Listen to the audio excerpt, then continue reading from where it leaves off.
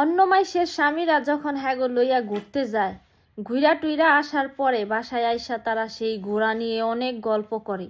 মানে ওই জায়গাটা অনেক সুন্দর আছিল, ওই জায়গায় আবার যাইতে চায়, এরপরে এর চাইতে সুন্দর জায়গা কই আছে সেইখানে যাওয়ার প্ল্যান করে, অনেক রকম আলোচনা করে।